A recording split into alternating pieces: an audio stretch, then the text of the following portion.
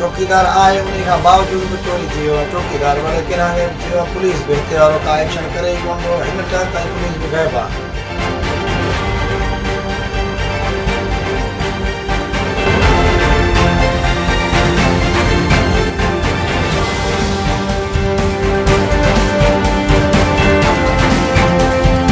अस्सलाम वालेकुम नाज़रीन, खैबर खां अब्दुल हई शौक़ जी ख़बर ॾींदा हलूं। खैबर लॻ कंडो बस स्टॉप ते वज़ीर बिरोईअ जे दुकान जी छित टोड़े 70,000 कैश रक़म ऐं 1.5 लख जा सिगरेट ऐं ॿियो क़ीमती पियल सामान नामालूम चोर चोरी करे फ़रार थी विया।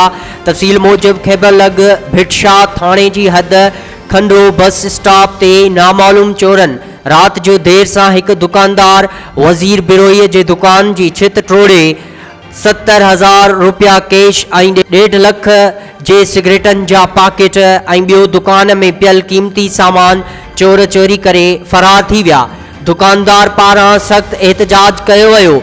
दुकानदार वज़ीर बिरोई ऐं ॿियनि जो चवण हो त यादि रहे त असां दुकानदारनि जे हिन खां पहिरियां बि काफ़ी मरतबा चोरियूं थियूं आहिनि। उन खां पोइ असां दुकानदारनि ऐं पुलिस जे तरफ़ां हिकु चौकीदार पिणु मुक़ररु कयो वियो, पर हुन चोरीअ खां पोइ त न चौकीदार आयो आहे न वरी को पुलिस अमलदार आयो आहे।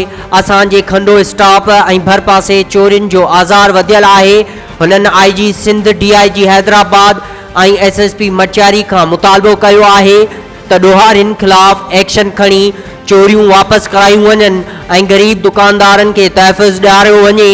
हद जी पुलिस अञा ताईं मौक़े वारदात ते न पहुती आहे ऐं नई वरी उते बीठल चेक पोस्ट जे इंचार्ज तरफ़ां तफ़सील वरिता विया आहिनि।